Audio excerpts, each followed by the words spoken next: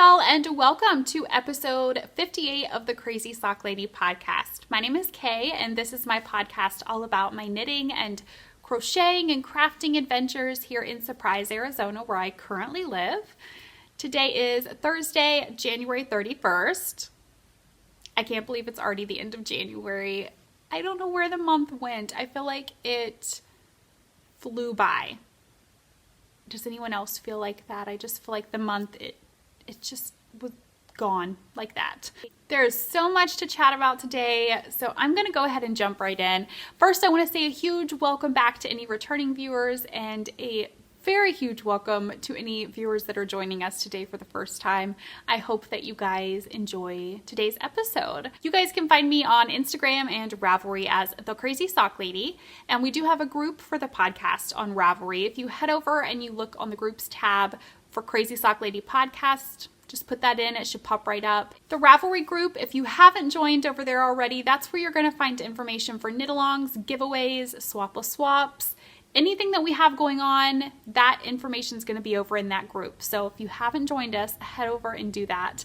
And all of the links to everywhere that you can find me is going to be right down here in the down bar on YouTube. There will also be show notes right down there below, links to project pages. Anything and everything is going to be right down there for you guys. I think that is the best place, makes it the easiest for you guys to find. So first up, a couple things with the Ravelry group. We do have a knit along going on right now, the third annual Selfish Knit Along. That started December 24th and ends March 31st. This is anything that you knit or crochet for yourself, it counts. Anything at all, as long as it's for you, it counts. So head over and check that out. I have a couple of prizes on their way to me for this knit along. So I can't wait to show those to you guys. And if you're a maker or a designer and you would like to donate something for the knit along, just get in touch with me and let me know. And then we have two swapless swaps that I wanted to mention to you guys. First up, I'll tell you guys what they are, and then I'll tell you about the ones that we have open right now. Because I know we've had a lot of new viewers recently, and maybe you're not familiar with what a swapless swap is, what all that entails. So a swapless swap, there's usually, I think I've had one going every month. I don't even know how long. So there's usually always one open in the group. And what that entails is you pay a set amount depending on the location to where the minis are going to be shipping to, and you get a bag of 10 40-yard minis. So there's a set dyer, a different dyer every month that they are held in there, and this is what you get. You get to sample out a dyer that maybe you've never tried before, get to see if you like their yarn, their dyeing technique. And they come in a bag just like this. They have the yarn dyer, all of the colorway names listed right on the front of the bag. This is one that we did quite a while back with Camel City Dye Works. I just grabbed it out of the bin to show you guys while I chatted about them. And I'm going to show you guys in a minute what I use my swapless swap minis in. But right now we have two open. I'm glancing at my notes to make sure I don't forget anything. The first one I forgot to mention last time, that we still had spots available in the, I can't talk today, the Jen Shaline swapless swap. When I checked this morning, there were 8 spots still left. So it was set to close on January 15th, but since there were still some spots left, I think Rosalie has left it open. So if you want to head over and grab one of those spots, only 8 left. Then Honeybee Knits, we only have 1 spot left as of this morning. 1. It could even be gone by the time this goes up. But if you guys wanted to take part in either of those swapless swaps, they're the only 2 open in the group right now. Pause this, run over, see what's still available. So what do I use mine for? I get asked that a lot. What can you use swapless swap minis for? You could make scrappy socks, add them in your cozy memories, or start a cozy memories if you haven't already, or any scrappy project, or just toss them into a shawl if you want a little bit of a contrast. Oops, I think I just bumped the camera, sorry. If you want a little bit of a contrast in any of your projects, they're great for that, or swap with friends. I think the sky's the limit with minis. So what I'm doing with mine, I pulled this out to show you guys, and because I did have a lot of people say that they miss seeing the scrappy projects. I haven't shown them really on the podcast in a long time. I show them on Instagram for hashtag Scrappy Sunday, but I don't know, I just don't think to show them on the podcast, I guess, because I don't work on them any other day but Sunday, really. So I'm going to try to be better about that and show them occasionally. So I have a Bits and Bobs blanket going. This is it right here. And this is what I put my Swapless Swap minis into. This is a pattern by Kay Jones of the Bakery Bears. Trying to not knock the basket that it's in off of my lap. So here it is. I'm gonna fold it double so it just makes it a little easier to hold up. And all of the minis that are in this, it is held double, I'll talk about that in a moment, but all of the minis that are in this are from Swapless Swaps.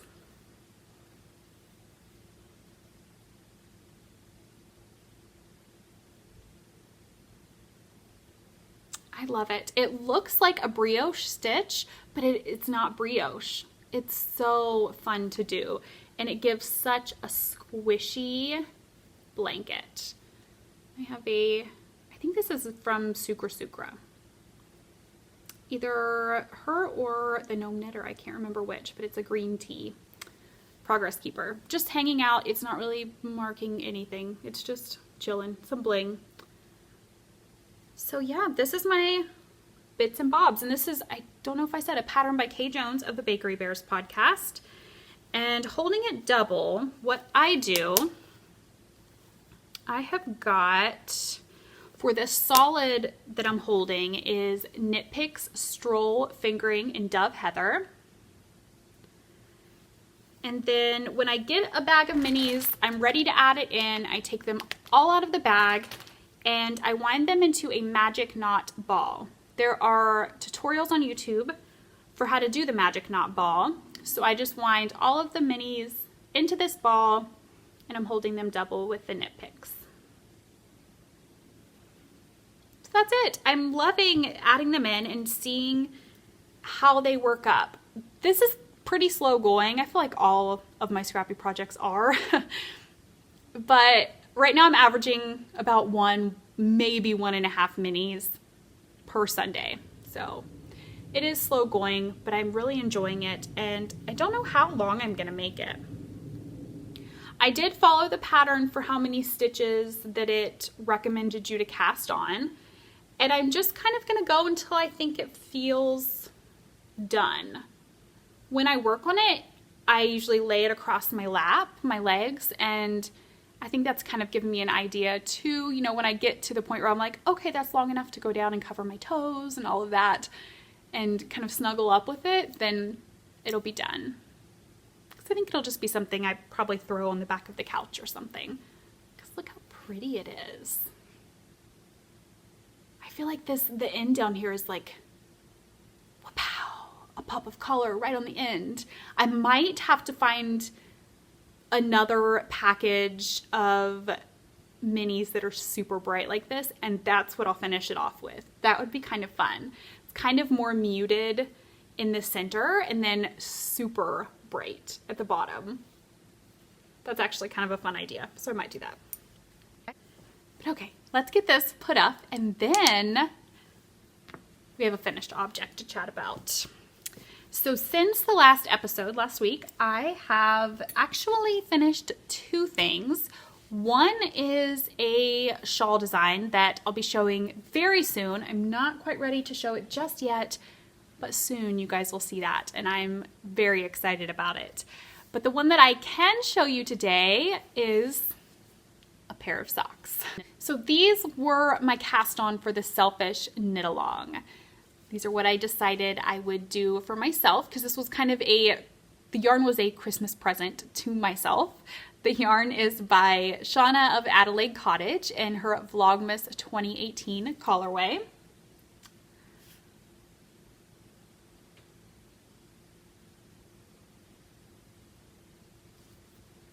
I love it. I love this dark wine color. I think it matches my shirt perfect.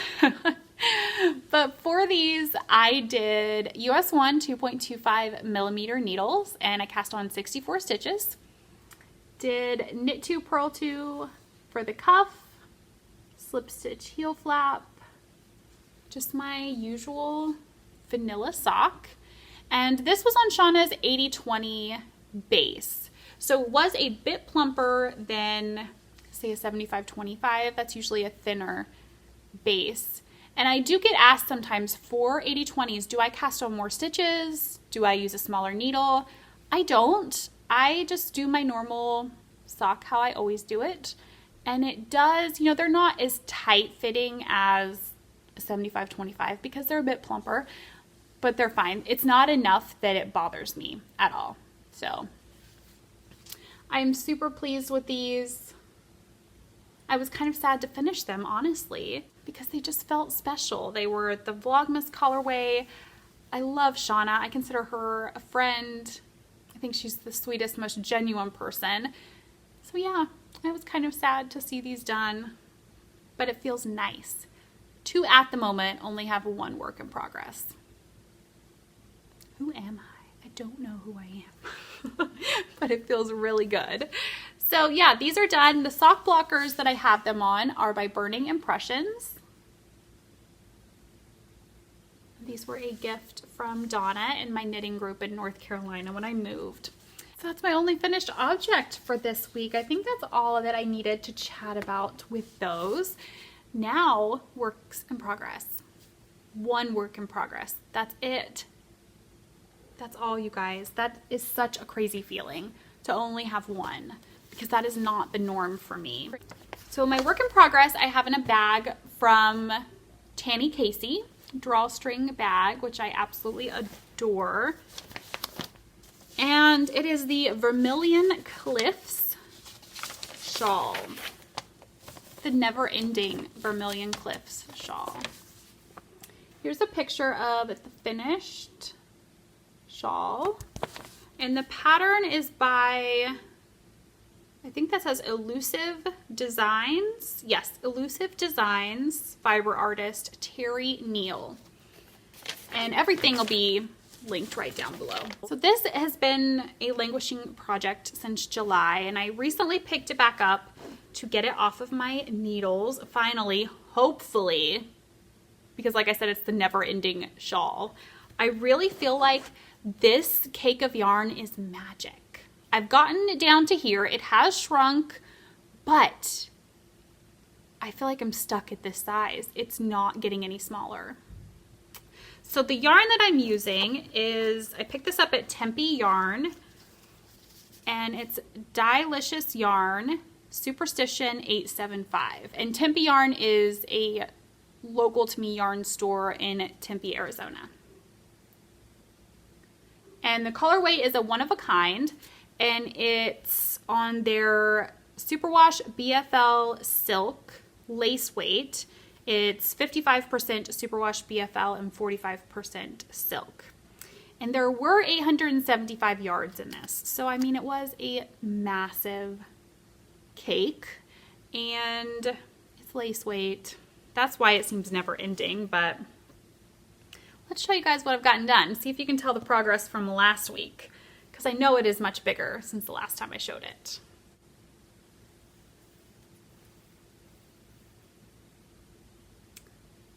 Look at that, you guys.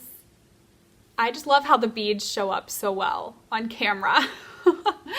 So when I picked this back up, after it set 1, 2, 3, 4, I only had 4 bead rows done. So that's all that I had done down there. So that's what I've added since I have picked it back up. So it is, I mean, it's huge at this point. It's bunched up on the needles, so I can't really stretch it out. But it's big, and it is growing. It's just lace weight, guys, lace weight. That's what it is. It's just the lace weight that makes it seem like it takes forever. And the beading, you know, the rows are getting longer, so there's more beads when you do a bead row. So it is taking longer at this point to finish even a regular row, let alone a bead row. My goal was to try to have this done by February 1st. That would mean I would need to finish it today. I do not foresee that happening. I'm going to try. Any knitting time today will go on this because this is my only work in progress right now. So any chance I get to knit today will be on this shawl, and we'll see how far I get. If I don't get it done by tomorrow, no big deal. That's totally fine. But that is kind of the goal I had set, was to try to get this off my needles by February 1st. And start the month with clean needles, no works in progress. I don't think it'll happen though, but that's not a big deal. The beads that I'm using, this is one I haven't even opened yet. I think it needed like, it says approximately 1,200 size 8 beads. So these are size 8. I picked all of this up at Tempe Yarn. And there's 970 beads per tube. So that one I haven't used them all. They're in a little dish that I have right here. It's getting there. I just don't foresee it being done today. It is enjoyable though. While it's never ending and I am ready for it to be off the needles, it has been an enjoyable knit. This was my very first time beading ever. I've never beaded with crochet or knitting. So this was my very first time beading. And I think that's what kind of drew me to this. Not only did I think it was stunning, stunning in its simplicity and just how the beads shine. So I was really drawn to it to try and learn something that I'd never done before.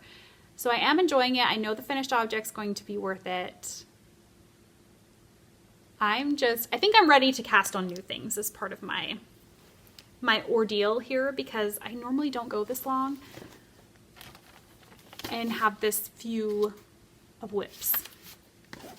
But like I said, it has been nice to only have a couple of things on the go. I didn't tell you guys what needles I was using. So they're High Sharps US 3 3.25 millimeter needles with stoppers. These are Cocoa Knits stoppers, my favorite needle stoppers to use. It was funny the other night. Okay, so a little tale of woe with this. The other night, I sat down to work on this. I had worked on it some during the day while I was sitting right here in my chair. I had set it on the table and went to do something. I don't know if I went to switch laundry or use the restroom. I don't know, but you think I would have learned by now with Calvin the kitty that you cannot just leave a project laying around. So I came back, finished, whatever I was doing at that moment on it, and made dinner, sat down after dinner to work on it, got a bead row almost all the way done. I probably had 20 stitches left of that row. And then I got to looking and I thought, what is that right there? That does not look right. What is that? And at first I thought, did something catch on the yarn and just break it and there are live stitches hanging here? No. What I'm guessing happened when I had it laying down, Calvin the kitty, I could tell he had been over in that area because things were kind of not exactly how they were when I left them. I think he must have knocked 10 stitches off the needles. And those 10 stitches were part of an amount that should have been bound off. So I had ended up binding off in the wrong direction, or the wrong area, the wrong stitches, because those stitches were just hanging out. Thankfully, they did not drop down. I don't know how. They were just there. It's a miracle. It's a knitting miracle that those stitches did not start to drop down into that section, because it was a short row section, and if that had happened, I looked at Eric and I told him, I said, if these stitches would have dropped down into this section, I would have picked this up, walked into the kitchen, and thrown it in the garbage. I don't know that I really would have done that. Maybe I was being a little bit dramatic at that point, but I don't know how I would have fixed it. It would have been, I would have had to have dropped way down and picked back up before that section to try to fix that short row mess. But thankfully, It did not happen. It did not have to happen. I'm telling you, it's seriously a knitting miracle. That project had been shoved in my bag. I had sat there on the couch and did basically almost 2 entire rows with them just hanging out, and they didn't drop down. Not a single one of those 10 stitches dropped down. So that was an easy fix. I just put them back on. I put them on a stitch holder, and I did have to end up taking 2 rows out to get back down to there, but it was time consuming and a whole evening of work was just spent fixing that, but thankfully it was fixable. So it's all good now. And hopefully it'll be done soon. But that's the only work in progress to show. I think I've decided I have a plan in place for works in progress. I don't know if I'll stick to it, how long it will last, but I really enjoyed not having very many works in progress going on. It's allowed me, I feel like, to get more done on projects. I mean, obviously, if you don't have a ton going, you can focus more on 1 or 2. So what I'm going to try to do going forward is have 3 categories. And I will say I got this idea from Trish of Tie-Dye Diva. If you have not checked out her podcast, you should. I love watching her. So I did get this idea from her. She has categories, and she has like a project like a shawl or a sweater, there are set things that she tries to have going. So what I'm going to do is vanilla sock is one category. I'm going to allow myself to always have a vanilla sock going, because for me that is the complete relaxing knitting, a vanilla sock. I can grab it and go and take it with me to basketball practices or waiting in the car for things. It's just perfect to have on the go. So always one vanilla sock. Then designs, I'm going to allow myself 1 to 2 designs on the needles at a time, depending on, when inspiration strikes, because sometimes you just have to get things out of your brain. But 1 to 2 is what I'm going to try to stick to. 1 being a larger design. Shawls and things like that do take longer, whereas socks might not take as long. So maybe 1 of each when it comes to that in that category. And then just a free, kind of like a free space. So right now, if I don't get the shawl done today, when it goes into February, that's going to be my free space for current cast-ons, will be that shawl. Something that's not a design, that's not a vanilla sock. Any other project can fall into that category. So the goal going forward is to only have 3 to 4 works in progress at a time. And like I always say, scrappy projects don't count, so we don't count those. We'll see how long I can make it. I think it sounds amazing. It sounds kind of like freeing up space in my mind, and I don't know, just sounds great. Sounds like a great plan. Let's see if it works. But okay, I wanted to show you guys, we had a couple of visitors at my knit group this week that were down. They're visiting a family from Washington. And one of them, Kathy, is a yarn dyer, and she brought me some yarn. So I wanted to show that to you guys. Her yarn business is called It's All About You. So she brought me a couple of skeins, and here is one of them. It is a self-striping. I think it looks perfect for spring. Perfect spring colors. So there's her label. And look at those, and it's sparkle. I love it. So this is her sparkle self-striping sock. It is a 75, 20, and 5%. So 75% superwash merino, 20% nylon, and 5% stellina. 100 grams, 438 yards. And I think the colorway name is Fluorite. Yes. And then she also brought me 2 skeins of her Delightful DK.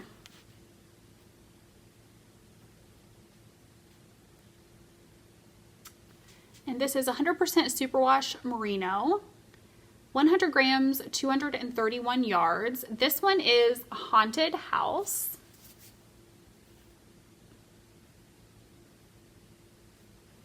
And this one is Carousel.